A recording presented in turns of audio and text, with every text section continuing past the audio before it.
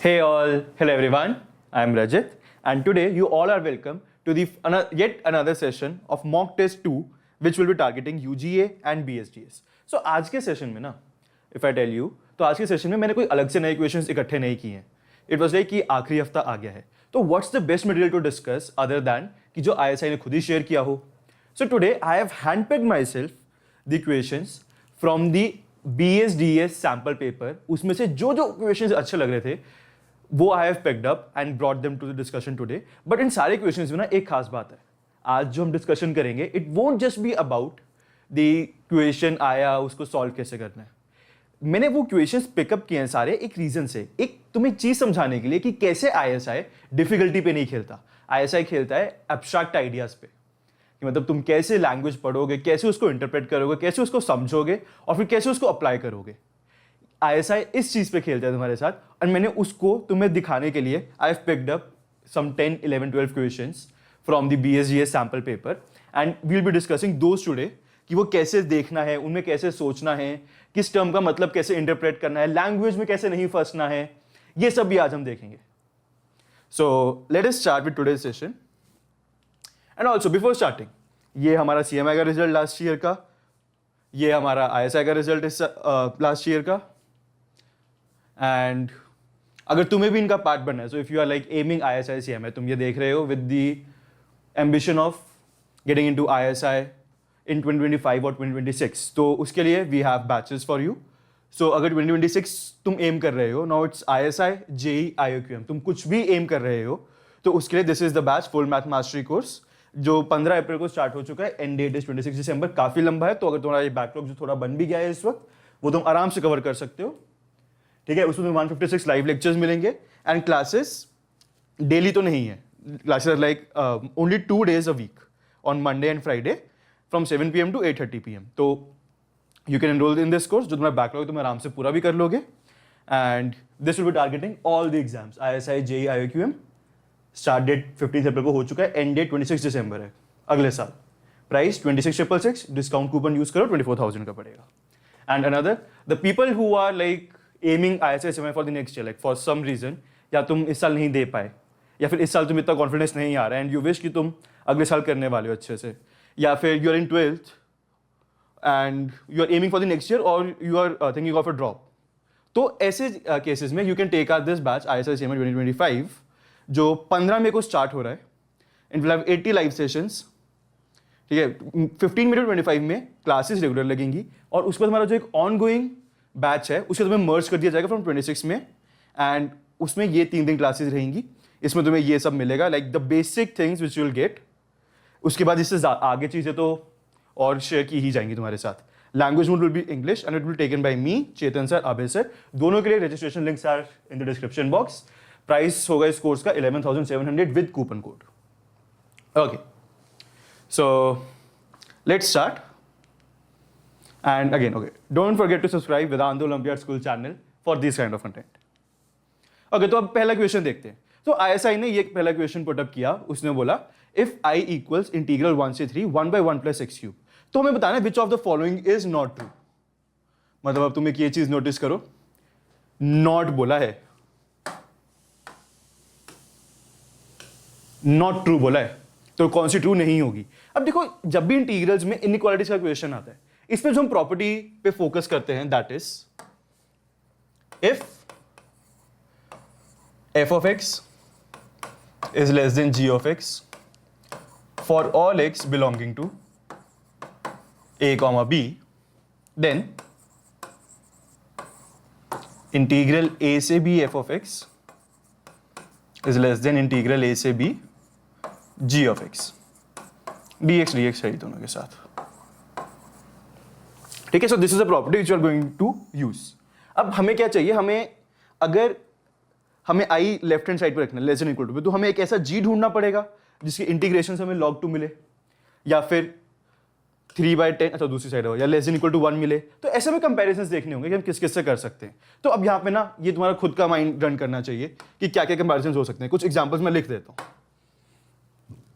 Like for example, अब देखो interval मेरा 1 से 3 है. आई डोंट केयर कि इंटरवल हर जगह है, बस 1 से 3 में मेरी इनइक्वालिटी सेटिस्फाई करनी चाहिए f of x less than g of x. पढ़ो, सिर्फ इंटरवल की बात हो रही है स्पेसिफिक में। तो कहने से 1 से 3 में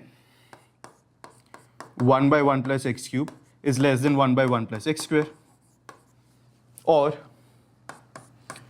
1 by 1 plus x cube is less than 1 by 1 plus x, और 1 by 1 plus x cube is less than 1 by x square, और 1 by 1 plus x cube is less than 1 by x, और 1 by 1 plus x cube is less than 1 by 2। तुम देख रहे हो इतने सारे तरीके हैं कंपैरिजन के। We have so many ways to compare. तो अब बात ये, इनमें से कोई एक उठाना होगा अपने को जिससे हमारे पास ये कुछ मिले, जिससे हम एलिमिनेट कर सके कि हाँ ठीक है ये वाली तो इनइक्वालिटी सही है या फिर नहीं। ठीक है, तो उसमें से अब कौन सा पिकअप करें, that will be our main question. तो यार उसमें देखो, अब ना जैसे ये log 2 दिख रहा है ना, log 2 देख के मुझे इसको पिकअप करने का मन किया, log 2 देख के मुझे इनइक्वालिटी पिकअप करने का मन किया। Let me show you why. तो क्या मैं कह सकता हूं 1 by 1 plus x cube is less than 1 by 1 plus x। तो if I integrate from 1 से 3,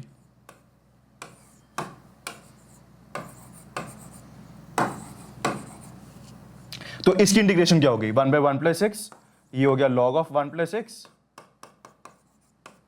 फ्रॉम द लिमिट्स 1 to 3। तो ये आ गया तुम्हारे पास log 4 minus log 2 which is equal to log of 4 by 2 which is log 2। तो मेरे पास ये आ चुका है इस कंपैरिजन से कि 1 से 3 1 by 1 plus x cube dx is less than log 2 for sure। ठीक है, तो मतलब ये तो ट्रू वाली स्टेटमेंट है, तो ये मेरा आंसर होने नहीं वाला। बट ना जैसे ही मैंने इसको रिजेक्ट किया ना कि मेरा i less than equal to log 2 is a correct statement, मेरे पास आंसर आ चुका है। अब मुझे ना और कंपैरिजन करने की जरूरत नहीं है टू गेट माई आंसर। ध्यान से देखो कैसे। So i less than equal to log 2 जा चुका। तुम्हें पता है log 2 कैसी वैल्यू होती है? log 2 इज 0.69 समथिंग समथिंग, मतलब 0.69 0.7 के आसपास। ठीक है, एंड साथ ही कंपेयर करो, ये लिखी हुई है 0.8, दिस इज 0.8। अब अगर i 0.69 से छोटा हो चुका है, 0.7 से छोटा हो चुका है, तो वो 0.8 से बड़ा हो सकता है? बिल्कुल नहीं, फॉल्स आंसर। अब तुमने नोटिस किया यहां पे ना अपने वही आंख और दिमाग खुले रखने वाली बात है। अगर एक रिजेक्ट हो रहा है तो उसकी मदद से देखो क्या कोई और ऑप्शन तुम्हारे लिए यूजफुल बन रही है या नहीं। ठीक है, you need to check this out. तो इस केस में जैसे बहुत हेल्पफुल था, एक कंपैरिजन से सीधा आंसर ही आ गया। ट्रू वाला ढूंढा, उससे फॉल्स वाला अपने आप ही मिल गया। So this was your first question. Again not a difficult one, बस कंपैरिजंस बहुत सोच समझ से करने हैं। Like if you just saw, comparison करने के इतने सारे तरीके हैं एंड और भी बहुत सारे हैं। Like there are a lot of ways to compare. लेकिन तुमने अगर सही तरीके से पिकअप किया फंक्शन, तो you can do it very fast. Okay, ये आ गया एक और भयानक सा दिखने वाला question. f of x equals 1 plus 1 by x square plus root x plus cos x power 2x square minus 1000x power 3 by 2 plus sin x, और हमें निकालनी है इसकी limit for x approaching infinity. अब देखो, अब ऐसा है ना कितना आराम से ना तुम्हें डरा रहा है इस क्वेश्चन में। फर्स्ट ऑफ ऑल फंक्शंस बहुत सारे खराब खराब से दे रखे हैं, उसके बाद तुम्हें इन्फिनिटीज के साथ भी डील कराना शुरू कर दिया। मतलब इन्फिनिटी के साथ डील करने में थोड़ा सा अनकंफर्ट रहता है कि मतलब वहां पे क्या हो रहा होगा बिहेवियर, नॉर्मल नंबर से बिहेव नहीं करती चीजें।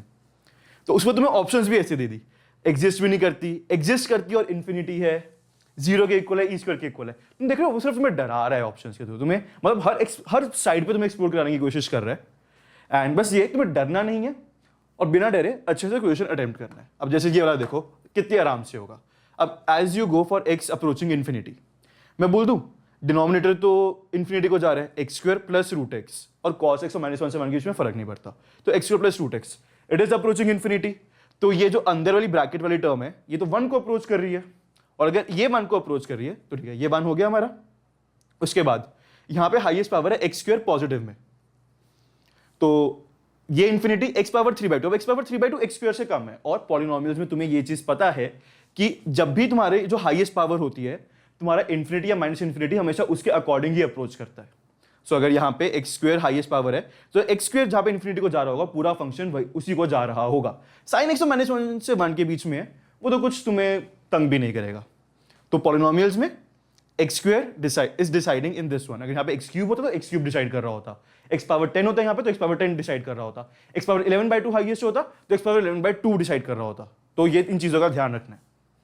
तो यहाँ पे एक्स स्क्वेयर डिसाइड कर रहा है, तो अगर एक्स स्क्वेयर इन्फिनिटी जा रहा है तो ये पूरी चीज इन्फिनिटी को जाएगी। तो ये जो तुम्हारी फॉर्म है this is of the form 1 power infinity. तो अब तुम्हें ये चीज भी पता है, इफ अगर तुम्हारा लिमिट x अप्रोचिंग है एफ ऑफ एक्स की power ji of X is of the form 1 approaching 1 की पावर इन्फिनिटी, तो ये चीज तुम्हारी हो जाती है equal E power limit x approaching है F of x -1 into G of X. ये एक स्टैंडर्ड रिजल्ट है जो तुम्हें याद होना चाहिए, बट मैं तुम्हें एक चीज और बता दूं, IISS को स्टैंडर्ड रिजल्ट नहीं मानता। लाइक तुम्हें अगर तुम्हें सब्जेक्टिव में यूज करना चाहोगे तो तुम्हें डायरेक्टली यूज नहीं कर सकते। You have to write it's proof इतना मुश्किल नहीं होता है। तुम सुबह क्या करोगे, e power ji of x into ln of f of x की तरह लिखोगे एंड वहां से प्रूव हो जाएगा आराम से। बट हाँ, ऑब्जेक्टिव है, ऑब्जेक्टिव में तो क्या ही फर्क पड़ता है अपने को। तो ऑब्जेक्टिव के लिए ये चीज, तो अगर ये रिजल्ट तुमने यूज किया तो कहने से ये क्या बन गया, ये इसका आंसर हुआ e power limit x approaching infinity and f of x -1, तो मतलब इस तरफ 1 बाय वाली टर्म बची इनटू दिस, तो ये लिखा हुआ है तुम्हारा 2x² -1000 x power 3/2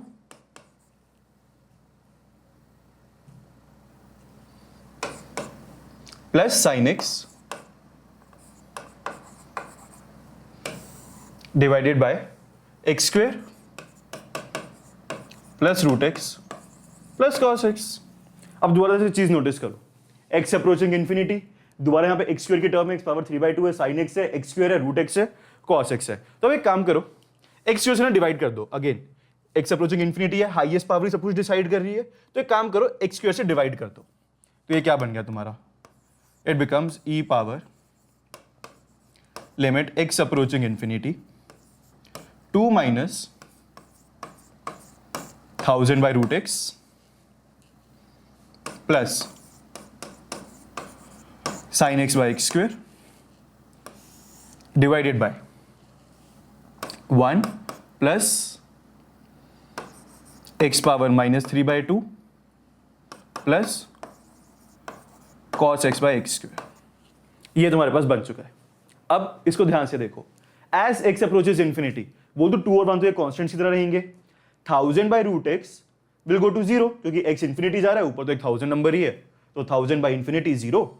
sin x by x square, अब अगेन sin x दोबारा -1 से 1 के बीच में है एंड x स्क्वायर इन्फिनिटी को जा रहा है, तो ये दोबारा 0। x पावर -3/2, ये भी 1 by x पावर 3/2 लिखा हुआ है, x अप्रोचिंग इन्फिनिटी, ये टर्म फिर से 0। एंड सिमिलरली ये भी cos x by x square, cos x -1 से 1 के बीच में and x approaching infinity, x square 0 को जाएगा, इन्फिनिटी को जाएगा, तो cos x by x square as a whole term going to 0। तो ये पूरी टर्म जा रही है e स्क्वायर को, ये पूरी टर्म जा रही है तुम्हारे e स्क्वायर को, क्योंकि बाकी ये टर्म 0, ये टर्म 0, ये टर्म 0, ये टर्म 0, तो the answer is e square, hence D option. अब ना मुझे इसमें तुम्हें एक चीज और सिखानी है, मुझे like I have to tell you something, कि जैसे तुमने ये अभी आर्ग्यू किया ना sin x by x square, कि तुमने बोला अगर इसकी लिमिट x अप्रोचिंग इन्फिनिटी निकाल रहे हैं तो सर ये -1 से 1 के बीच में ये इन्फिनिटी को जा रहा है, तो डिवीजन तो 0 को जा रही होगी। ये ना सुनने के लिए, बोलने के लिए अच्छा है, but if you have to write it mathematically that is wrong. मतलब ये आर्ग्यूमेंट तुम्हारा एक्सेप्टेबल है ही नहीं। तो इसको एक्चुअल में प्रूव करने के लिए कि ये 0 कहां पे जाएगा, if you have to prove it mathematically properly, तो तुम क्या करते हो, you use sandwich theorem. Sandwich theorem क्या कह रही है कि sin x by x square will lie between 1 by x square and -1 by x square, मतलब sin x -1 से 1 के बीच में डिवाइडेड बाय x स्क्वायर कर दिया हर जगह। Now if you apply limit x approaching infinity, तो लिमिट x अप्रोचिंग इन्फिनिटी ये 0 को जा रहा है, ये 0 को जा रहा है, तो if both the sides are going to 0, so by sandwich theorem sin x by x square is also going to 0. This is how you argue it in a proper mathematical way. ये बोलना कि -1 से 1 के बीच में ये 0 infinity को जा रहा है तो पूरा 0 जाएगा, ये आर्ग्यूमेंट एक्सेप्टेबल ही नहीं है if you have to write properly या रिग्रेस मैथमेटिक्स में. सैंडविच थ्योरम से you have to show this. So I'm telling you these points जो जिन बी स्टैट या बी मैथ के लिए अप्लाई किया, तुमने यूजीबी भी लिखना है, तो if you are using this kind of arguments you should be aware. BSGS वालों को जिनको सिर्फ एक ऑब्जेक्टिव एग्जाम ही देना है, ठीक है, तुम्हारे लिए अभी इतना मैटर नहीं करेगा, बट बाद में if you enter ISI, you go to CMI, नहीं सीएमआई नहीं, बीएसजीएस तो आईएसआई जाओगे, सॉरी. तो अगर तुम आईएसआई में जा रहे हो तो वहां पे प्रोफेसर्स ये आर्ग्यूमेंट एक्सेप्ट नहीं करते, ठीक है. ये इनफैक्ट ये चीज जो है ये मुझे भी आईएसआई के प्रॉफ नहीं बताई थी. Like he told us in the class that proof that this is going to 0 and don't use this argument कि ऊपर -1 से 1 के बीच में नीचे इन्फिनिटी को तो 0 जा रहा है. ये आर्ग्यूमेंट यूज नहीं करना. This is not acceptable. This was the exact wording of one of the very great ISI profs. Okay, so this is done, equals g square. Next, the number of functions f 1 से 100 such that f of x is not equal to x and f of x equals x. Okay, तो मतलब ये देखो ये क्या कह रहा है कि पहले ना जब भी ऐसे functions में एक finite numbers में समझना होता है ना, तो उसमें always prefer arrow diagrams. The arrow diagrams are great to understand this kind of thing.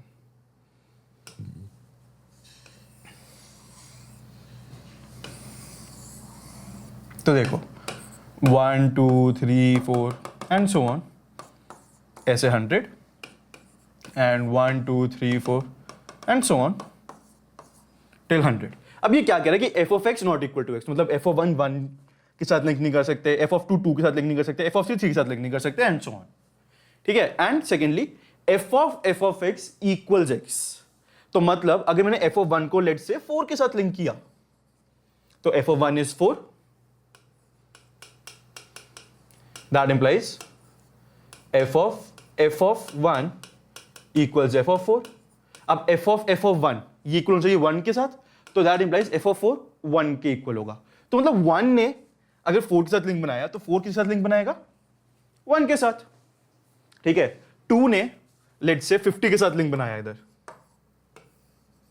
तो 50 किसके साथ लिंक बनाएगा 2 के साथ. वो तो ये पेयरिंग ही हो रही है, मतलब 1 ने लिंक बनाया 4 के साथ तो 4 बनाएगा 1 के साथ, 2 ने बनाया 50 के साथ 50 बनाएगा 2 के साथ. फिर बेसिकली अगर 2 ने 50 के साथ लिंक बनाया तो 50 के पास अब ऑप्शन बची नहीं है कुछ और, तो 50 अब 2 से ही लिंक होगा. तो तुम देख रहे हो हमने क्या करना है, हमने एलिमेंट पिकअप करना है. अगर हम स्टार्टिंग से शुरू हो जाए, हम क्या करेंगे, पहले एक एलिमेंट पिकअप करेंगे, उसको लिंक करेंगे, ठीक है. फिर जिससे लेट्स से 1 से 4 के साथ लिंक हुआ तो ये वाला एलिमेंट उठाएंगे. अब यहां पर 1 अगर 4 के साथ लिंक हुआ तो अब मैं डोमेन से 4 उठाऊंगा एंड 4 को 1 से लिंक कर दूंगा. अब 4 in the domain doesn't have any option to link with anyone else. तो 1 जिसके साथ लिंक होगा लेट्स से k के साथ, तो डोमेन से k भी 1 के साथ ही लिंक होगा. और ऐसी प्रॉपर्टी ऐसे फॉलो करते हुए जाना है हमने, ठीक है. तो मैं बोलूं कि इफ आई टेल यू अगर मैं एक को लिंक कर रहा हूं यहां पे तो दूसरा अपने आप लिंक हो जा रहा है. So every one pairing which I am doing, second pair अपने आप एक second element अपने आप लिंक हो रहा है, तो बोल दूं I have to link total 50 times और उसके बाद बाकी 50 एलिमेंट्स अपने आप लिंक हो जाएंगे. मैं क्या करूंगा, जितने भी एलिमेंट्स हैं यहाँ पे 50 एलिमेंट्स को लिंक करना है और वो बाकी 50 अपने आप लिंक हो रहे होंगे. तो लेट्स सी हाउ. तो एक काम करते हैं, पहले ना 1 के लिए देखते हैं. तो अगर मैं एक बार ये चीज रब कर दूं, तो if you check it now 1 के पास कितने ऑप्शंस हैं, अभी तो कोई लिंकिंग नहीं है, तो बस हमें ये दे रखा है कि f of x is not equal to x. f of x is not equal to x, तो हमें 1 को 1 के सिवा किसी से भी लिंक कर सकता हूं. तो 1 has how many options 99. So let's say 1 ने कोई एलिमेंट पिकअप कर लिया यहां पे, लेट्स से कोई k एलिमेंट पिकअप कर लिया, तो कहने से अगर 1 k के साथ लिंक्ड है तो अब यहां पे जो k पड़ा होगा वो 1 के साथ लिंक हो चुका है, उसके पास कोई ऑप्शन ही नहीं है 1, ठीक है. Now I will pick up let's say अगला एलिमेंट. अगर वो जैसे अब इस वाली मार्किंग में मुझे दिख रहा है कि 1 के अभी 2 अनलिंक्ड है, तो अगर 2 किसी के साथ लिंक होगा, अब देखो 2 के पास ऑप्शंस क्या क्या है. नाउ नोटिस वन थिंग, 2 के साथ यहां कोडोमेन में 2 तो कभी लिंक हुआ ही नहीं, क्योंकि अगर 1 k के साथ लिंक हुआ and k is not equal to 2, तो बोल दूं k तो 1 के साथ लिंक हुआ था, तो यहां पे लिंकिंग तो 2 के साथ फ्री ही पड़ी है अभी. तो ऐसे ही अब 2 के पास क्या क्या ऑप्शंस नहीं है, 1 ऑप्शन नहीं है, k ऑप्शन नहीं है, 2 ऑप्शन नहीं है, तो 100 में से 3 ऑप्शंस आउट है। तो कहने से 97 ऑप्शंस हैं। अब मान लो ये किसी m के साथ लिंक हो गया, तो ऐसी m यहां पर जो होगा वो 2 के साथ लिंक हो जाएगा, सॉरी नॉट m, तो इस पास एक ही ऑप्शन है, वो जो भी m एलिमेंट होगा। सो 99 इंटू 1, 97 इंटू 1। अब क्या होगा दोबारा देखो, अगर मैं जब कोई भी अगला अनलिंक्ड एलिमेंट पे जाऊंगा तो 4 लिंक्स हो चुके हैं, सपोज यहाँ पे 3 है, अब 3 के साथ लिंक नहीं हो सकता और 4 एलिमेंट्स के साथ और लिंक हो नहीं सकता। तो अब अगला केस जो बनेगा 95 केसेस बचे उसके पास। सो 95 इंटू 1, पैटर्न दिख रहा है, 99, 97, 95, 93 इंटू 1 एंड सो ऑन। जब ऑप्शन ये एक एक बचेंगे तो इंटू 1 इंटू 1। तो ये तुम्हारा लिखा हुआ है प्रोडक्ट ऑफ फर्स्ट लाइक 1 से 99 ऑड नंबर्स का प्रोडक्ट लिखा हुआ है। तो अब इसमें ये क्या बना, तो अगर मैं क्या करूं, मैं इसमें रिक्वायर्ड नंबर से मल्टीप्लाई कर लूं, लेट्स से 99 फिर मैं 98 मल्टीप्लाई डिवाइड कर लूं, 97 फिर 96 मल्टीप्लाई डिवाइड कर लूं, 95 इंटू 94 मल्टीप्लाई डिवाइड कर लूं एंड सो ऑन। तो ऊपर बन जाएगा 99 फैक्टोरियल एंड नीचे मैंने 98 मल्टीप्लाई किया था उसको लिख लेते हैं 2 इंटू 49, क्योंकि देखो ऑप्शंस भी मैच करानी है, सिर्फ आंसर निकालना इनफ नहीं है। जो 96 था दैट इज 2 इंटू 48, अगला 94 2 इंटू 47 एंड सो ऑन, कैसे इंटू 2 इंटू 1। तो बोल दो नीचे तो ये कितने एलिमेंट्स हैं, अब 50 एलिमेंट्स। यहां पे अभी आया 90, ये देखो ऊपर 50 लिखे हुए थे तो 50 और एक 100 रह गया, सॉरी। अगर इसको बनाना है तो इंटू 100 इंटू 2 इंटू 50, अब सही है। अब तुम्हारे पास 50 एलिमेंट्स हैं प्रॉपर। तो कहने से जो तुम्हारा ये नंबर बन गया है, तो it is above 99 factorial into 100 divided by 2 कितनी बार आ गया, देखो यहां से स्टार्ट हुआ 1 3 5 7 इसलिए 49, तो ये तुम्हारे 50 नंबर्स हो जाएंगे, 1 2 3 4 5 6 7 8 9 10 एंड सो ऑन टिल 50। तो नीचे आ गया तुम्हारे पास 50 factorial into 2 power 50 which is 100 factorial divided by 50 factorial into 2 power 50। Answer option है, आंसर ऑप्शन है। अब ना मैंने इसमें एक चीज स्किप की थी, वो मैं तुम पे छोड़ता हूं, मतलब आर्ग्यू करना कोई बहुत मुश्किल काम नहीं है उसे। मैंने ये बोला कि जब 2 को लेट्स से 1, यहां पे एक एग्जांपल अच्छी रख लेते हैं, आसानी रहेगी समझने में। 1 अगर 50 के साथ लिंक्ड है तो 50 1 के साथ लिंक हो गया है ना।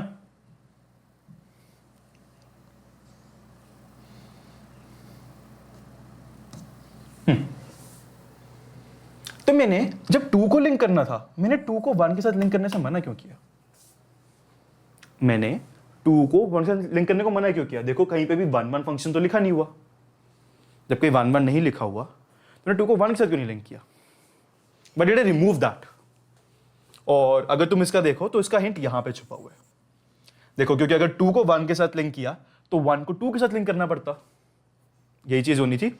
अब अगर 2 के साथ 1 है तो 1 के साथ 2 लिंक होता, अब 1 2 के साथ और 1 50 के साथ लिंक तो हो नहीं सकता। मतलब यही है ना कि अगर यही डिसाइड किया 1 50 का तो 51 के साथ होगा, अगर 2 1 के साथ है तो 1 2 के साथ भी होगा। तो अगर यहां पर किसी भी एलिमेंट की 2 प्री इमेजेस हैं तो दैट वुड मीन उस same element, let's say for example in this case, तो 1 की 2 इमेजेस होंगी। अब ये फंक्शन हो नहीं सकता क्योंकि every element in the domain has 1 and only 1 image. तो ये चीज पॉसिबल नहीं थी, hence I never linked 2 with an element which was already linked. मतलब अगर 1 50 के साथ लिंक्ड है, 51 के साथ लिंक्ड है, तो 2 ना 1 के साथ हो सकता था, ना 50 के साथ एंड ना ही 2 के साथ। तो ऐसी छोटी छोटी चीजों का ध्यान रखना पेपर में। मतलब ये माइन्यूट चीजें जो शायद तुम अनदेखे करके भी सही कर लो, या फिर अगर तुम कर रहे हो तो तुम्हें डाउट आएगा, तुम डाउट्स को आर्ग्यू कर पाना सही से। That's what you need to do to qualify ISI exam. मैं तुम्हें सही बताऊं, ISI is not about difficulty, ISI is about taking care of small things, analysing things properly and proceeding with the proper justifications. तुम ऐसा करोगे, ISI का exam won't be difficult at all. Okay, so this is the next question. We are given that an equals 4n plus root of 4n square minus 1 plus root of 2n plus 1 plus root of 2n minus 1। an में ये term देखूंगा और मेरा पहला chance क्या होगा, चलो छोड़ ही देते हैं, इतनी गंदी टर्म में तो मैं वैल्यूज पुट भी कैसे करूं। 24 टर्म्स का सम करना है, पुट कौन करेगा वैल्यूज, एंड तुमको भी बहुत सही, वैल्यूज पुट तो नहीं होंगी। तो और तुम्हें क्या लगता है, ऐसे तुमसे वैल्यूज पुट कराना चाहता है, ऐसे तुम्हारी कैलकुलेशन चेक कर रहे हैं यहाँ पे। ध्यान से देखो, अपने टर्म को ऑब्जर्व करना है, टर्म्स क्या कह रही हैं, 2n plus 1, 2n minus 1। I will repeat again, ध्यान से सुनना, जान मुझे रिपीट कर रहा हूं। 2n plus 1, 2n minus 1, 4n, 2n plus 1, 2n minus 1, 4n।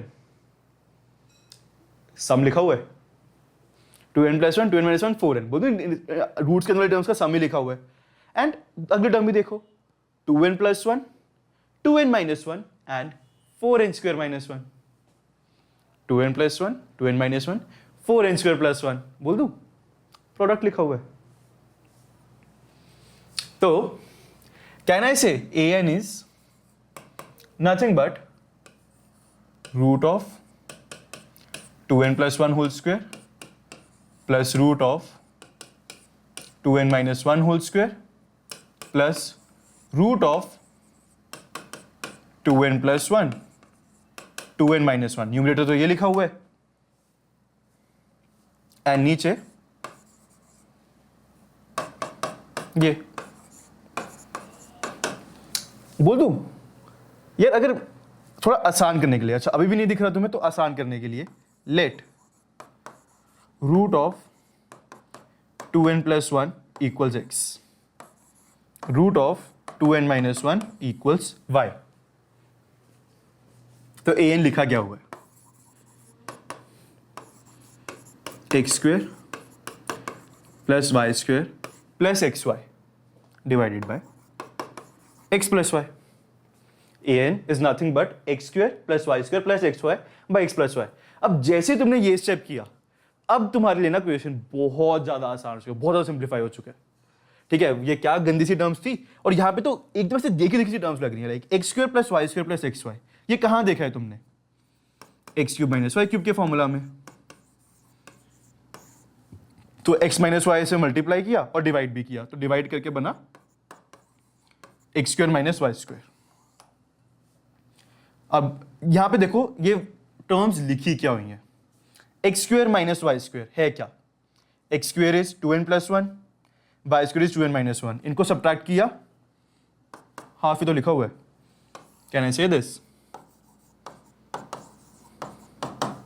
X square minus y square is nothing but half. तो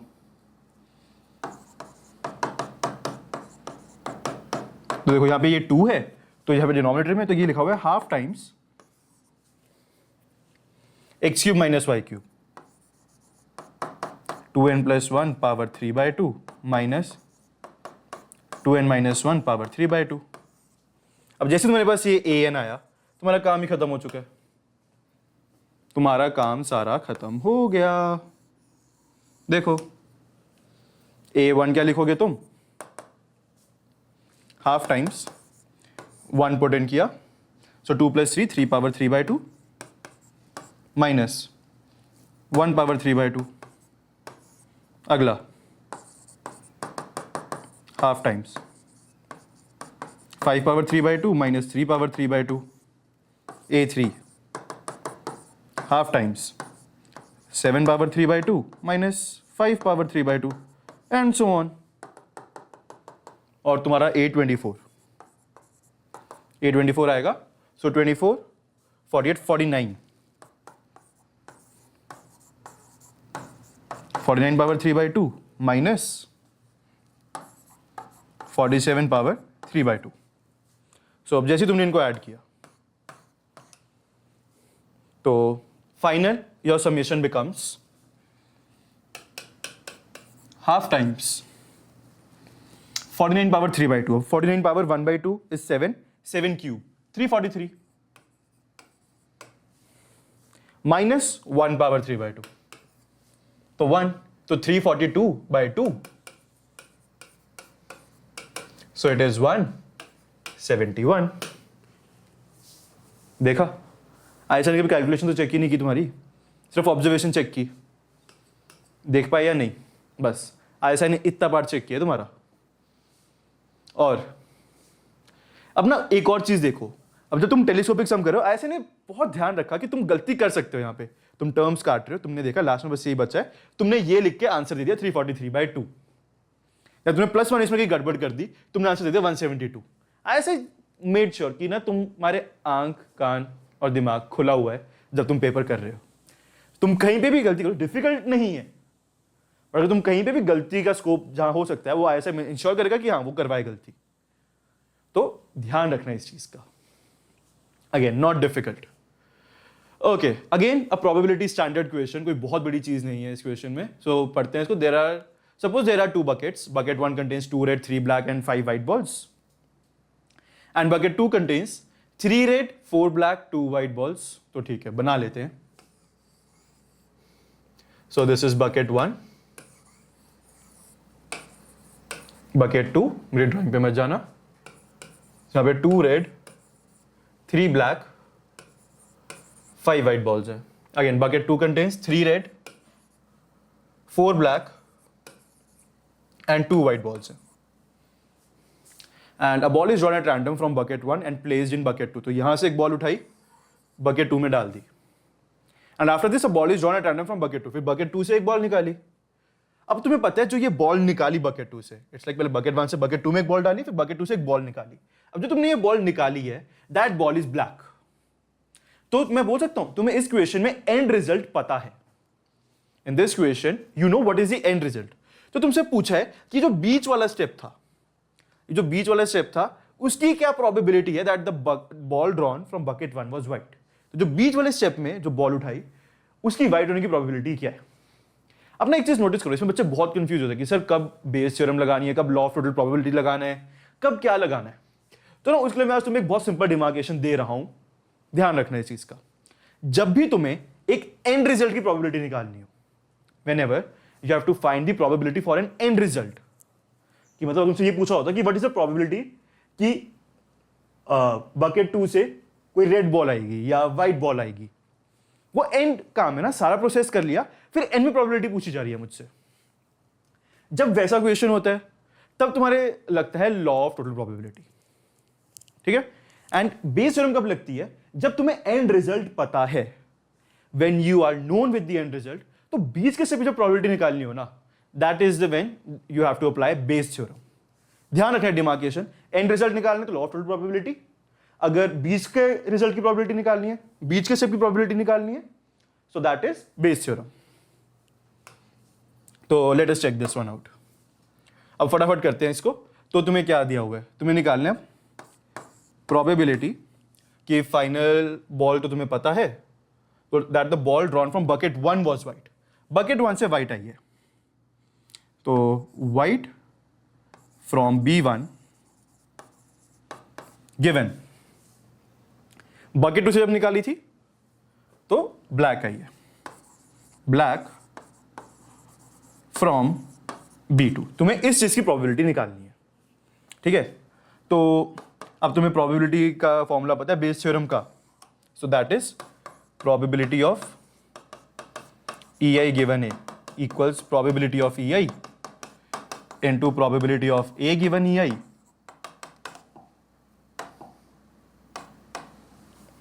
whole divided by summation probability of EI into probability of A given EI। ठीक है, ये Bayes theorem का formula लिखा है बस मैंने, और कुछ नहीं। तो अगर तुम इसको देखो, सो दिस इज, अब क्या होगा, probability of EI, probability of that white ball from B1 choose हुई, तो वो तो 5/10 है, 5 व्हाइट बॉल्स, टोटल 10 बॉल्स। अब अगर यहां से व्हाइट बॉल गई है, EI हो गया, अब A गिवन EI, मतलब A है तुम्हारा नीचे वाला event, so black from B2। अगर तुमने यहां से ब्लैक बॉल आने की प्रोबेबिलिटी बतानी है जब यहां से व्हाइट बॉल गई है, तो जब यहां से व्हाइट बॉल गई, सो अब यहां पर कितनी हो गई है फाइनली, 3 रेड, 4 ब्लैक, 1 और 3 व्हाइट, तो 3, 4, 7, 9, 10, तो टोटल अब 10 बॉल्स हैं। और ब्लैक बॉल की प्रोबेबिलिटी क्या बन गई है अब, ब्लैक वहां पे 4 है, तो वो तो न्यूमरेटर की हो गया। एंड डिनोमिनेटर में प्रोबेबिलिटी ऑफ EI, अब E1 अगर मैं डिफाइन करूं, ओके, तो E1 white ball was chosen, E2 black ball from B1 and E3 white from, white होगी red from B1। अब देखो, अब वही सेम काम करना है कि देखो व्हाइट वाला केस तो हमने कर लिया, वो तो निकालना ही है, तो व्हाइट वाला तो आंसर नीचे लिख ही देते हैं जब उसका समीशन टर्म आएगा। अगला ब्लैक, अब यहां से ब्लैक चूज होने की प्रोबेबिलिटी क्या है, 3/10। और एक बार जब वहां पर ब्लैक डल गई, एक बार जब वहां पे ब्लैक डल गई, तो बोलते यहां पे +1 हो गया, तो प्रोबेबिलिटी की अब वहां से ब्लैक निकलेगी बकेट 2 से, जब ब्लैक ही गई थी, तो वो गई तुम्हारी 5/10। एंड लास्टली रेड वाला केस, अब यहां से रेड चूज होगी, वो तो 2/10 है प्रोबेबिलिटी, और जब यहां से रेड गई तो अब यहां पे +1 हो गया, सो 4, 8, 10 दोबारा, और अब यहां से ब्लैक चूज होने की प्रोबेबिलिटी होगी 4। सो this is your final term जो तुम्हें कैलकुलेट करनी है। अब तुम देखो तो 10s तो हर जगह से कैंसिल आउट हो जाएंगे, सो ये बन गया तुम्हारा आंसर 20/20 +15 +8, तो ये कितना हो गया 20, 35, 43, 20/43 आंसर।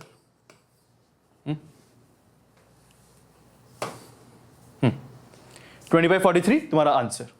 देख रहे हो, बस इस क्वेश्चन को रखने का एक यही मोटिव था कि तुम्हें यह बता पाऊं कि बेस थ्योरम कब यूज करनी है, लॉ ऑफ टोटल प्रोबेबिलिटी कब यूज करना है, तुम डिफरेंशिएट कैसे करोगे दोनों में। ओके, हाँ ये आया क्वेश्चन एक। Let S be the collection of all 5-digit numbers, let N be a randomly chosen number from S, एक कोई भी नंबर चूज करेंगे इसमें से, the probability that N is divisible by 8 but not by 3। अब notice करो कि मुझे चाहिए क्या, कि पहले तो कलेक्शन ऑफ 5-digit नंबर्स, वो कितने होंगे, मतलब 99, 999, 99,999 पे एंड करेंगे, एंड स्टार्ट कहां से होंगे 10,000 पे, तो बोल दूं वो तो 90,000 नंबर्स है। तो पहले टोटल पॉसिबिलिटीज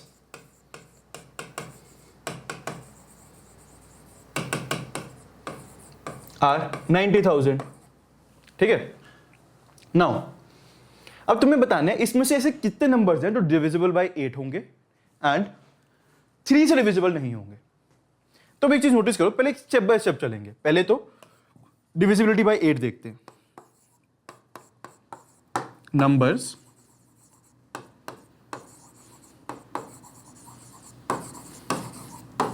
डिविजिबल बाय 8, तो वो क्या होने वाले हैं। अब देखो, एक तो तुम्हें डिविजिबिलिटी रूल भी पता है कि लास्ट 3 नंबर्स डिविजिबल होने चाहिए 8 से, या फिर इस केस में क्या कह सकता हूं, अब ये देखो जो पहला नंबर होगा, वो तो होगा 10,000 जो 8 से डिविजिबल होगा। पहला 5-digit नंबर जो 8 से डिविजिबल होगा दैट विल बी 10,000, क्योंकि लास्ट के 3 डिजिट 000 है।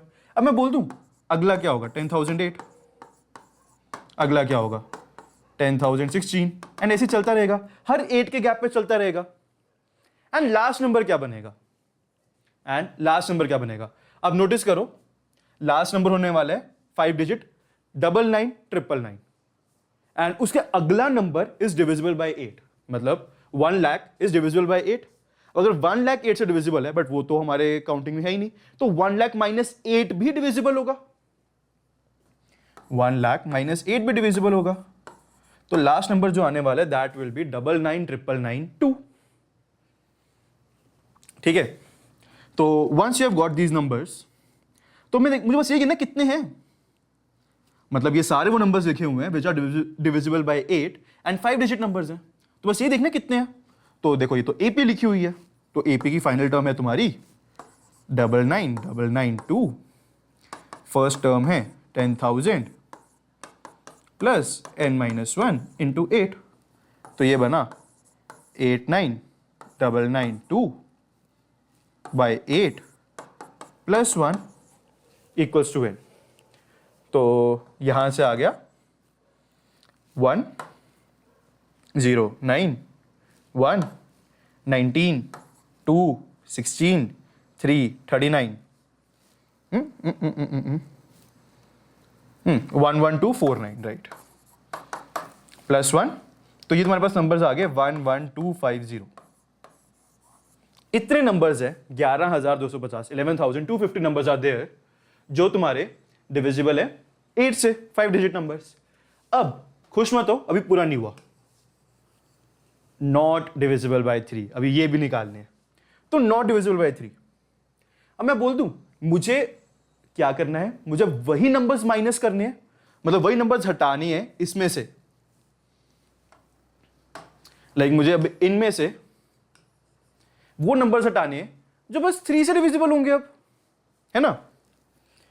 तो अब वो नंबर्स जो 8, अब मैं कौन से नंबर्स हटा रहा हूं, जो 8 से भी डिविजिबल है, जो 3 से भी डिविजिबल है। Again I am removing those numbers जो तुम्हारे 8 से भी डिविजिबल है, जो तुम्हारे 3 से भी डिविजिबल है। तो इसका मतलब अगर वो नंबर 8 से डिविजिबल है, 3 से डिविजिबल है, तो उसको 24 से भी डिविजिबल होना पड़ेगा, उसको 24 से भी डिविजिबल होना पड़ेगा, सीधी सी बात है। तो जो मेरा आंसर होने वाला है favourable outcomes,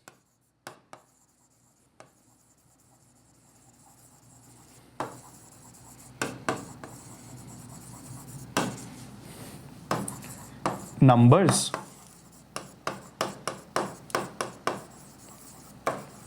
divisible by 8 minus numbers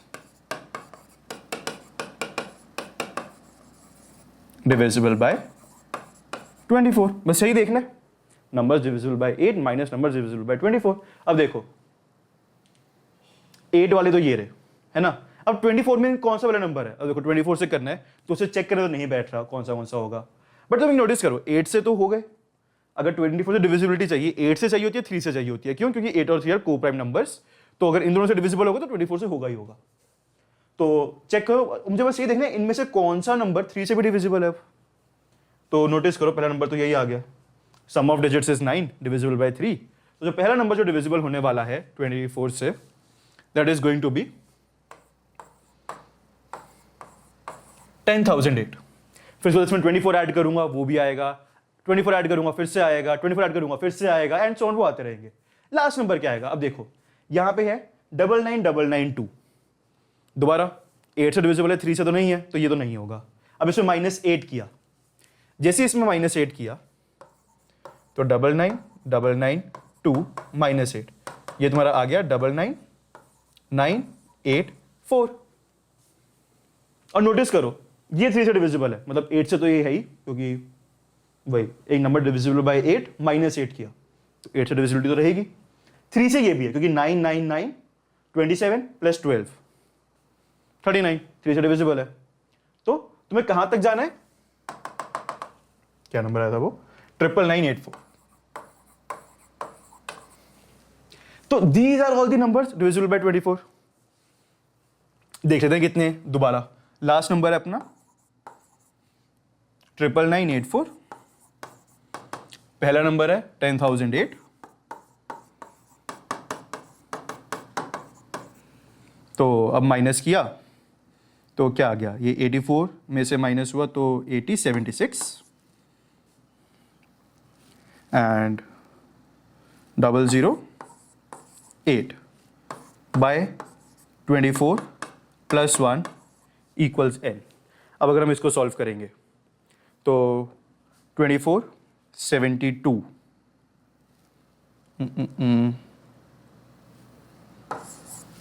372, फिर उसके बाद 6 8, दोबारा 80 72 8 87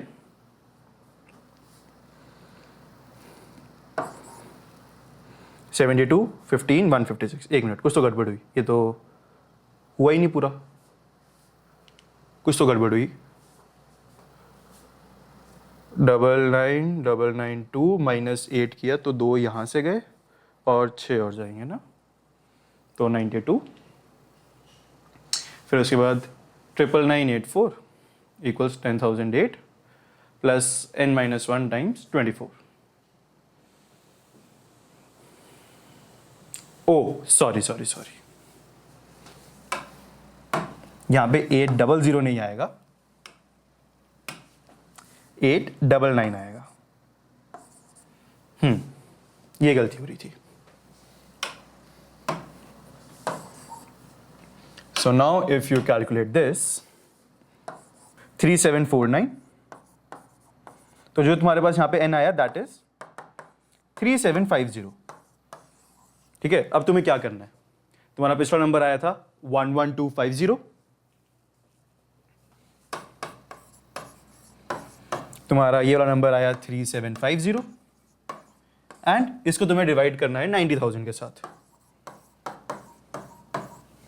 तो जैसे ही तुम ये करोगे तुम्हारा आंसर 7500 बाई 90,000 आ जाएगा। तो तुमने देखा, ध्यान रखना है बस चीजों का, ज्यादा कुछ नहीं है, बस थोड़ा ध्यान रखो चीजों का इनमें। ओके, ये वाला question, among the candidates preparing for an exam 60% are male and 40% are female. Out of these candidates, 50% are successful. The number of successful female candidates is 40% more than the number of successful male candidates. अच्छा, तो तुम देखो जो तुम्हारे exam में number of बच्चे हैं उनको उन्होंने कैसे बांटा हुआ है, या तो मेल फीमेल में या सक्सेसफुल अनसक्सेसफुल में। तो इसलिए क्या करते हैं, टेबल सा बनाते हैं थोड़ा सा पहले तो इट्स लाइक आइदर मेल, यहां पर नहीं बनाएंगे,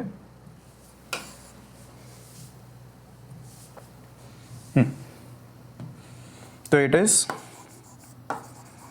मेल, फीमेल और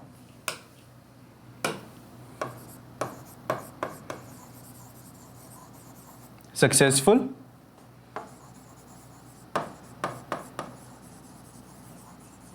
अनसक्सेसफुल। ओके, तो तुम्हें दिया हुआ है मेल है टोटल 60%, उसके बाद फीमेल बचे 40% एंड फाइनली तुम्हें क्या पता है, 40 the number of successful female candidates is 40% more than the number of successful male candidates. Let the successful male candidates be x, so the number of, तो female जो candidates है वो 40% ज्यादा है, तो this will be 1.4x and you know कि out of these candidates 50% successful, तो ये नंबर जो आने वाला है that is going to be 50%, और तो मतलब बचा हुआ भी 50%। तो अगर तुम ये चीज यहां पे देखो, तुम्हें क्या दिया हुआ है कि मेल लोग हैं 60%, फीमेल है 40%, successful out of them are 50%, unsuccessful are again 50%। और तुम्हें पता है कि अगर मेल x जनता सक्सेसफुल है तो फीमेल इज 1.4 टाइम्स x, 40% ज्यादा है, तो 140% ऑफ x हो गया। So this, so you know 2.4x equals 50% of population. Population यहां पे जो मेल फीमेल कंबाइंड कितने लोग हैं, तो बेसिकली 4.8x हमारा टोटल हो गया।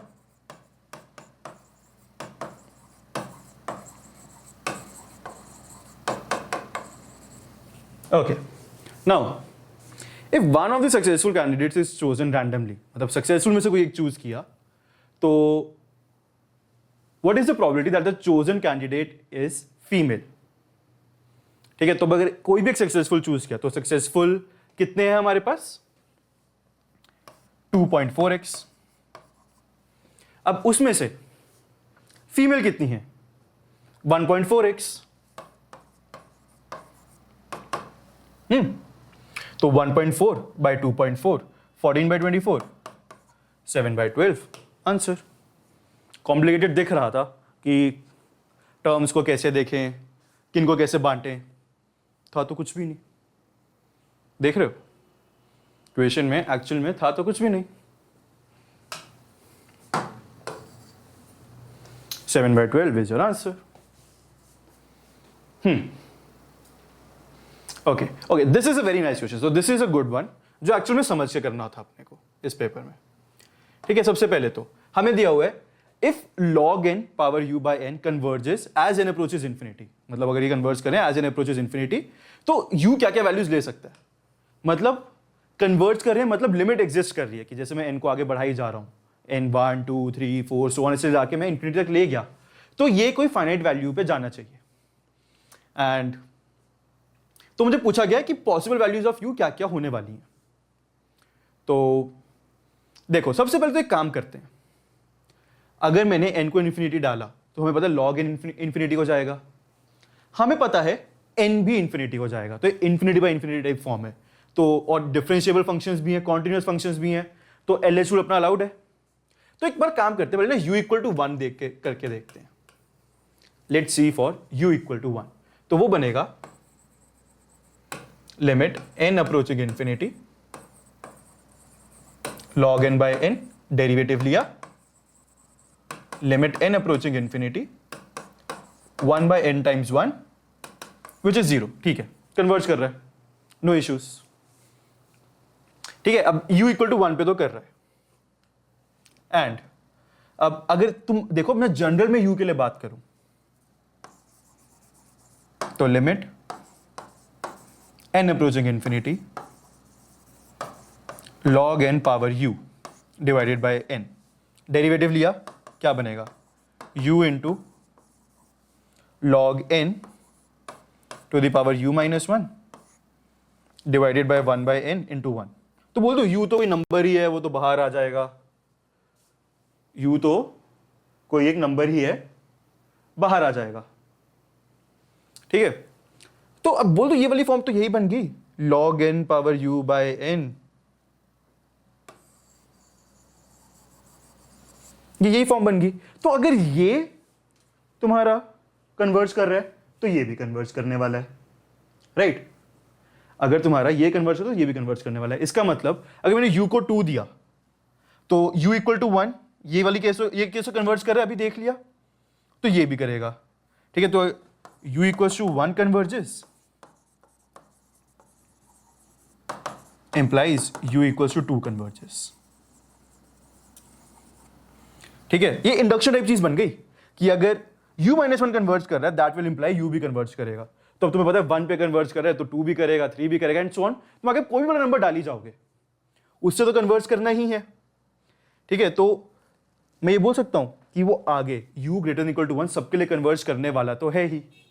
एंड तुम जैसे ही अब u को 1 से छोटा करोगे, as soon as you take u 1 से छोटा, तो भी सारे नंबर्स पे कन्वर्ज कर ही रहा होगा, क्योंकि वहां पे क्या हो जाएगा, तुम्हारा जो log n है, log n पावर u, वो तुम्हारा छोटा हो जाएगा log n से। एंड जैसे वो नंबर छोटा हुआ तो ये चीज और छोटी हो गई, ये चीज बड़ी हो गई, तो अगेन ये 0 को ये और छोटी जा रही है चीज, ये इंफिनिटी जा रही है, तो कन्वर्जेंस तो आ गई। आंसर माइनस इंफिनिटी से इंफिनिटी, आंसर माइनस इंफिनिटी से infinity. I repeat the entire argument. पहले मैंने u इक्वल टू 1 एक आसान केस के लिए चेक किया, फिर मैंने क्या किया, उस पर कॉन्फिडेंस आया कि ठीक है वो तो कन्वर्ज कर रहा है, डॉट माइनस डॉट। हाँ, फिर उसके बाद मैंने क्या किया, जनरल u के लिए चेक किया, तो मैंने देखा जो log n power u by n है, तो वो डेरिवेटिव लिया, LH रूल लगाया, u आ गया है u माइनस 1। अब मैं बोल दूं u तो बाहर जाएगा एंड ये तो दोबारा सेम ही फॉर्म बन गई, log n power u minus 1 है ना, u माइनस 1 को कुछ t बोलते हो, तो log n power t by n। अब जब तुमने t को दोबारा अगर वहां पे 1 रखोगे तो कन्वर्ज करेगा, तो अगर t इक्वल टू 1 पे कन्वर्ज करो तो u माइनस 1 इक्वल टू 1 पे कन्वर्ज कर रहा है, u इक्वल टू 2 पे कन्वर्ज कर रहा है, u इक्वल टू 2 पे कन्वर्ज कर रहा है, तो ये भी ये कन्वर्ज कर रहा है। अब u इक्वल टू 2 के लिए मैं सेम चीज करूंगा, u इक्वल टू 2 कन्वर्ज कर रहा है, तो मैं इसे 3 वाला केस बनाऊंगा, 3 से 2 पे जंप करूंगा, वो फिर से कन्वर्जेंस दिखा दूंगा एंड सो ऑन, में चलता रहूंगा। ठीक है, तो एक इंडक्शन का क्वेश्चन बन गया टेक्निकली, तो हर जगह कन्वर्ज करता रहेगा एंड इसलिए आंसर मेरा माइनस इंफिनिटी से इंफिनिटी हो जाएगा। बेसिकली सारे नंबर्स पे ये कन्वर्ज करेगा क्योंकि छोटे नंबर्स पे कन्वर्ज कर रहा है। तो 1 और 1 से बड़े पे बात कर ली, अब 1 से अगर छोटे पे बात करनी है तो उसका मेरा क्लेम था कि log n जो है वो तो 1 से छोटा ही है, sorry log n is log n power u for u less than 1, log n power u is less than log n। जैसे n बहुत बड़ा होना शुरू हो जाएगा तो अगेन अब अगर ये कन्वर्ज कर रहा है ये भी कन्वर्ज कर रहा है, खत्म। तो सी आंसर। दिखने में बहुत मुश्किल था, पता नहीं क्या करना होगा, क्या रिजल्ट्स लगेंगे। इंडक्शन के बेसिक स्टेप से कर लिया तुमने। Just take care of this. ये वाला, अब f एक कॉन्टिन्यूस फंक्शन है which is defined from real on to 0,2। Domain real है बट एंड 0 से 2 में करेगा, तो you know your f of x lies between 0 and 2। और g तुमने कैसे डिफाइन किया, sine of f of x। तो अगर मैं साइन x का ग्राफ देखूं यहां पे कुछ ऐसा दिखता है, 0 pi and pi is equal to 3.14, तब उसके आसपास ही होता है। यहां पे पाई बाय 2 1.57, तो 2 मेरा यहां पे कुछ लाया करेगा। ठीक है, तो अब इसे देखो, तुम्हें पता है जो तुम्हारा f ऑफ x है वो तुम्हारा 0 से 2 के बीच में है। तो तुम्हारा जो साइन का इनपुट है that is actually between 0 and 2। तो बोल दूं g तो कॉरेस्पॉन्डिंग ये वाली वैल्यूज ले रहा है। कैन आई से दिस, अगर मेरा f ऑफ x जो है वो तुम्हें 0 से 2 में ही वैल्यू देगा, तो जो g का इनपुट है, g का input is f of x, तो जो तुम्हारा इनपुट होगा वो तो 0 से 2 के बीच में वैल्यू दे रहा है। तो तुम्हें यही वैल्यूज देखनी है, इसमें मिनिमम मैक्सिमम देखना है। तो इसमें minimum is 0, maximum is 1। Answer सीधा, कोई कैलकुलेशन नहीं, कोई काम नहीं, सिर्फ तेज तेज समझ के काम करना है, डरना नहीं है क्वेश्चन से, सारे निपटते हैं। Okay, next, define a relation on R cube as x is related to y if there exists a matrix A such that y equals ax. Now ये क्या कह रहा है कि अगर अच्छा x तुम्हारा कोई होगा r क्यूब में, तो उसको ऐसे मान लेते हैं, अगर देखना ही है x1 x2 x3, ठीक है, एक कॉलम वेक्टर की तरह, एंड y मान लेते हैं कुछ y1 y2 y3। तो तुम्हें चाहिए कि x related to y if and only if y equals to x, कोई 3x3 मैट्रिक्स एग्जिस्ट करता हो A। तो हमें चेक करना है क्या ये रिलेशन सिमेट्रिक, रिफ्लेक्सिव, ट्रांजिटिव ये सब है या नहीं। तो फर्स्ट ऑफ ऑल एक चीज नोटिस करो, अगर रिफ्लेक्सिव चेक करना है तो आई हैव टू चेक क्या x, टाइप के एलिमेंट्स हैं या नहीं। दिस इंप्लाइज क्या x इक्वल्स टू ax के लिए कोई मैट्रिक्स एग्जिस्ट करता है या नहीं। जी बिल्कुल करता है, a इक्वल टू y ले लो, आइडेंटिटी मैट्रिक्स लो, एग्जिस्ट कर गया। ठीक है, अब चेक करना है अगर x, y के लिए एग्जिस्ट करता है, implies y equals to x। हम सिमेट्रिक का केस चेक करें, अगर y इक्वल्स टू x के लिए एग्जिस्ट कर रहा है तो क्या x इक्वल्स टू by भी होगा, मतलब कोई x इक्वल टू by, कोई ऐसा b मैट्रिक्स एग्जिस्ट करेगा। अब नोटिस करो वो कब करेगा, that will only be possible when a will be invertible. वो तभी करेगा when a will be invertible, जब तुम a इनवर्स से मल्टीप्लाई करके x को यहाँ पे i बना पाओगे x के साथ, और y के साथ कोई मैट्रिक्स लेके आ पाओगे। तो x equal to a inverse y। अब जरूरी नहीं है ना कि a हमेशा इन्वर्टिबल हो, लाइक a तुम्हारा लेट्स से ऐसा होगा इसमें फर्स्ट एंट्री 1 है, 1 1 एंट्री 1 है, बाकी सब कुछ 0 है, so that is not an invertible matrix. तो इनवर्स एग्जिस्ट नहीं करेगा, तो हमेशा ये चीज ट्रू नहीं है, तो नॉट सिमेट्रिक। ठीक है, अब दूसरा x, y ट्रांजिटिव के लिए करते हैं, तो मतलब y equals ax। y, z के लिए भी एग्जिस्ट करता है, this implies z equals by। तो मुझे चेक करना है क्या x, z भी रिलेट कर रहे हैं या नहीं।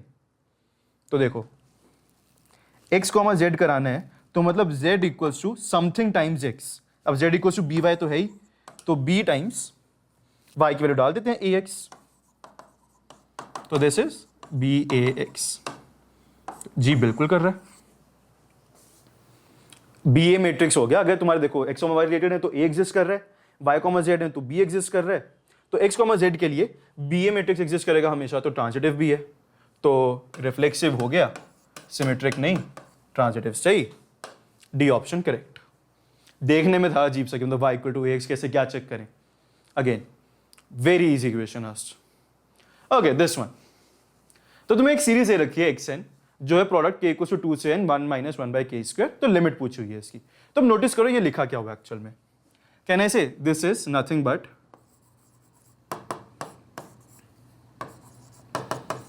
k इक्वल्स 2 से n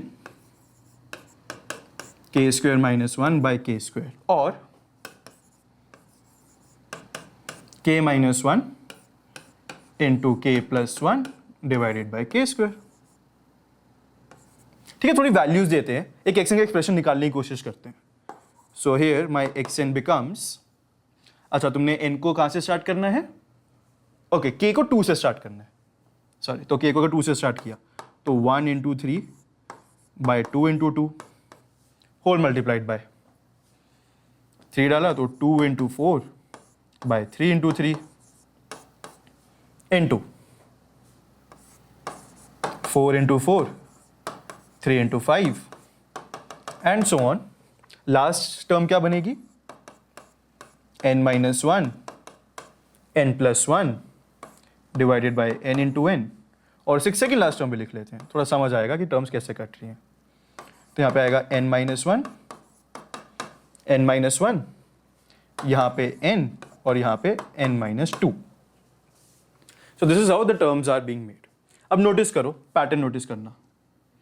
पहले तो सेकंड एलिमेंट कैसे कट रहे हैं, हर एक टर्म के ऐसे सेकंड एलिमेंट कटते जा रहे हैं, तो ये कट के ऐसा बचेगा। नेक्स्ट और क्या टर्म्स कट रही हैं? यहां का फर्स्ट और यहां का भी फर्स्ट ही रखते हैं ताकि देखने में आसानी रहे।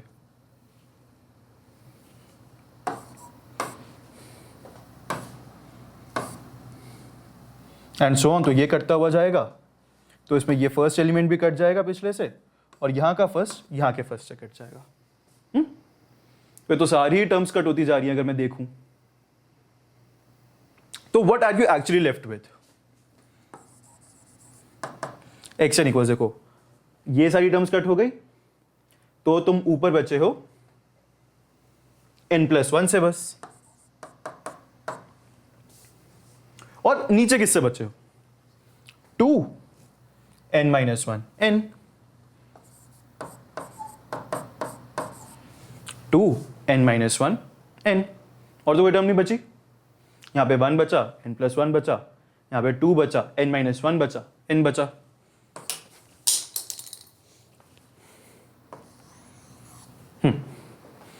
This is your xn. This is your xn. 0। मतलब यही ना, n अप्रोचिंग इन्फिनिटी डालोगे तो ये ऊपर लीनियर, तो जैसे n स्क्वायर से डिवाइड करोगे ऊपर 0 जाएगा, नीचे कांस्टेंट को जाएगा, तो वो आंसर हो जाएगा तुम्हारा 0। तो बस अगेन टर्म्स देखनी थी कैसे बिहेव कर रही हैं, उसके सिवा कुछ और नहीं रखा इन क्वेश्चंस में, लिटरली कुछ और नहीं रखा इन क्वेश्चंस में। So you have to just see the terms properly and do it.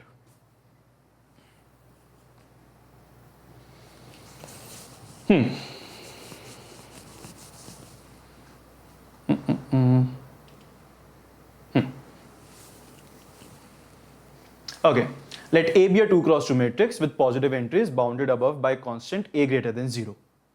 तो A कोई 2 cross 2 matrix है, बना लेते हैं। A1, A2, A3, A4।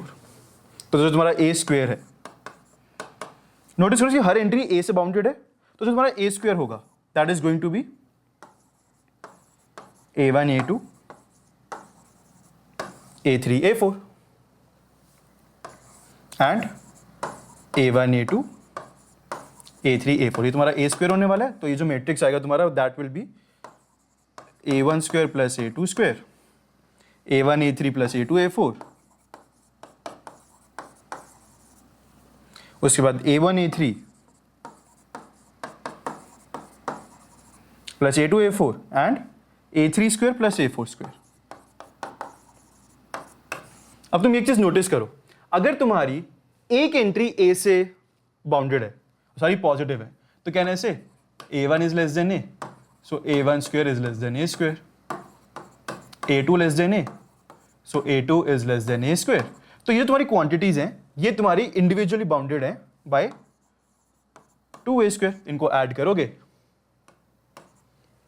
तो आ जाएगा कि हर इंडिविजुअल एंट्री इसकी 2A स्क्वायर से बाउंडेड है, तुम्हारे A स्क्वायर की। तो अब A पावर 4 की देख लेते हैं। अब अगर तुम्हारा A पावर 4, अगर तुम्हारा A स्क्वायर था ये, तो मैं ए स्क्वायर में मैं अब इसको b1 बोल रहा हूं, इसको b2, इसको b3, इसको b4. तो each bi is bounded above by 2a square. तो a पावर 4 तुम्हारा क्या हो जाएगा, b1 b2 b3 b4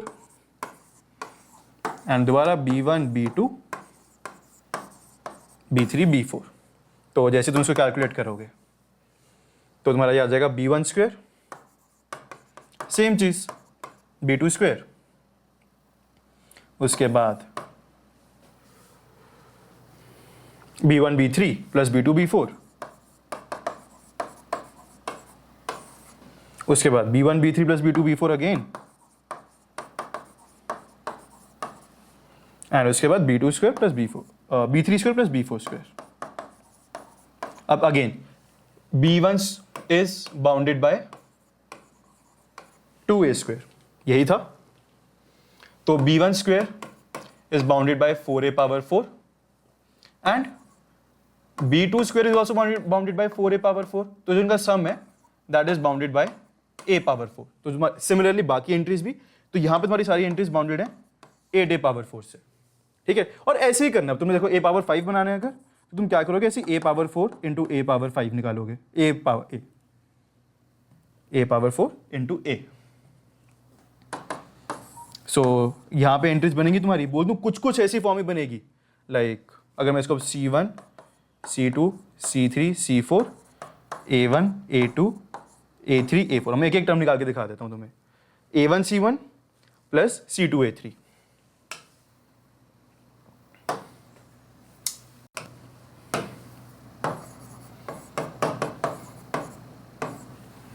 a1 c1 plus a3 c2, sorry. अब देखो, तो तुम्हारा a है, a1 है, वो तो a से बाउंडेड है और ये 8 पावर 4 से, तो ये 8a power 4 into a into 2 इससे बाउंडेड है. सो ये 2 पावर 3 2 पावर 4 a पावर 5 से बाउंडेड है, a पावर 5 की हर टर्म. तो दिस इज रॉन्ग. बट तुम अब ऐसे ही आगे b और c ऑप्शंस को चेक कर सकते हो, अकॉर्डिंगली नन ऑफ दीज भी चेक कर सकते हो. तो बाउंडेडनेस का क्वेश्चन आया. अगेन ISI तुम्हें सिर्फ डरा रहा है नामों से. It has nothing to do with exact boundedness की जो एक्चुअल चीजें होती हैं, बस टर्म से नहीं डरना तुम्हें. Okay, so I guess this is going to be I guess last question. तो ठीक है, ये देखते हैं. अब देखो, ये अगेन तुम्हें डरा रहा है और कुछ नहीं कर रहा. Let a and b two non zero vectors in 3 dimensions in the orthogonal projection of b on 2a. अब देखो, तुम्हें कॉम्पोजिशन और वो लेना आता है ना, एक वेक्टर के डायरेक्शन में दूसरा वेक्टर क्या होता है, उसकी प्रोजेक्शन. बस जो प्रोजेक्शन है ये उसने वही लिखी हुई है, नोटिस करो कैसे. अब बोल रहे हैं कि अगर तुम्हें b की प्रोजेक्शन ऑन टू a लेनी है, तो ये देखो, ये तुम्हारा a वेक्टर है, ये तुम्हारा b वेक्टर है. तो मैं बोल दूं, तुम क्या बोलते हो, अगर ये एंगल थीटा है तो ये होती है तुम्हारी mod b cos theta. Projection is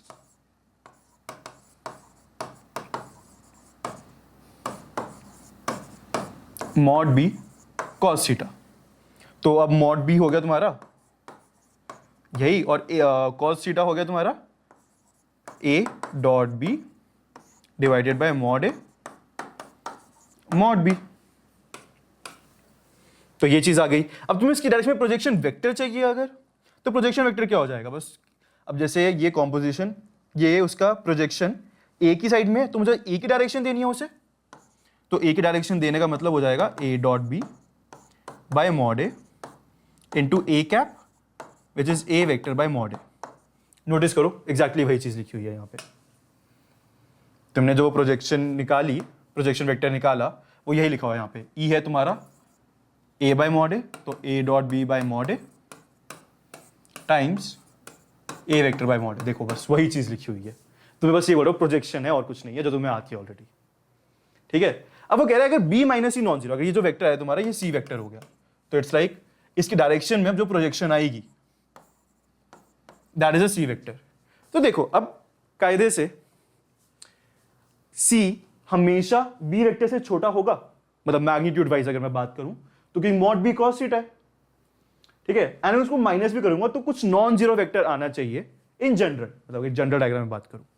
ठीक है, तो it is saying if b minus c is non zero, b minus c non zero, तो मतलब वो जनरल सिनेरियो है हमारा, तो मैं कह सकता हूं तो ये तो गलत ही हो गया ना, क्योंकि ए डॉट बी का मॉड हो गया mod a mod b cos theta, ठीक है। And this is saying it is equal to mod a mod b, this implies cos theta equal to 1, तो थीटा 0, क्या वो सिनेरियो है क्या? अगर थीटा 0 हो गया तो नोटिस करो, तो बी तो पूरा पूरा ए सी सी साइड आ जाएगा, कॉस थीटा 1 हो जाएगा, कॉस थीटा 1 हो गया तो सी वेक्टर और बी वेक्टर सेम हो गए, तो ये तो 0 हो जाएगा, तो नॉन जीरो तो रहा ही नहीं।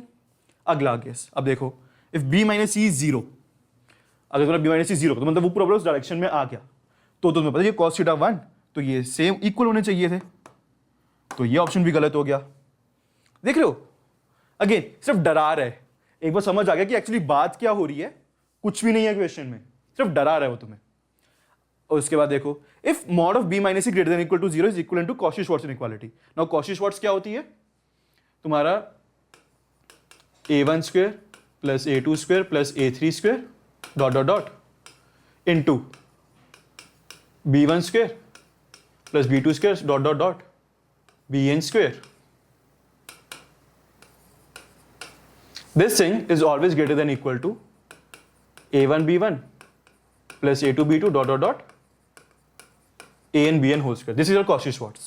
अब तुम नोटिस करो ये लिखा क्या हुआ है। अगर मैं 3 डायमेंशन में बात करूं सिर्फ, तो ये मॉड बी स्क्वायर लिखा हुआ है, ये मॉड ए स्क्वायर लिखा हुआ है, और ये a डॉट बी लिखा हुआ है। तो कहने से Cauchy-Schwarz को अगर मैं वेक्टर फॉर्म में रिप्रेजेंट करना चाहूं तो this is nothing but mod a square mod b square greater than equal to a dot b whole square. ये होती है Cauchy-Schwarz फॉर्म वेक्टर फॉर्म में। तो mod of b minus c, तो mod of b minus c हो गया, तो mod of b minus c square is greater than equal to 0, तो this is mod b square plus mod c square minus 2b dot C.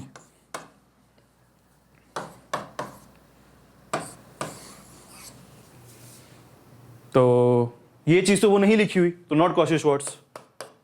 Answer none of these. डरा रहे, फिर से बता रहा हूं। And yes, so that's it guys, that's it for today.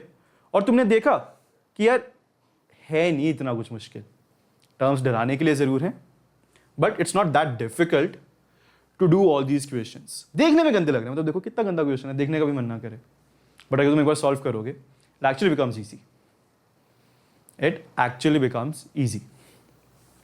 So yeah, that's it for today. अब paper Sunday को आ गया है, तो अपनी हेल्थ का ध्यान रखना, एंड टाइम पे रिविजन्स करो, बस कोई नया टॉपिक उठाने की ज़रूरत नहीं है, एंड कॉन्फिडेंस रखो खुद पे, मेहनत की है, तैयारी की है, ऐसे तो वेस्ट नहीं जाने वाली है, ठीक है। All the best for your ISI exam. These are our courses in case future में anyone who is preparing for 2025 or 2026, they can join us. And again, don't forget to subscribe Vedanta Olympiad School. All the best, everyone.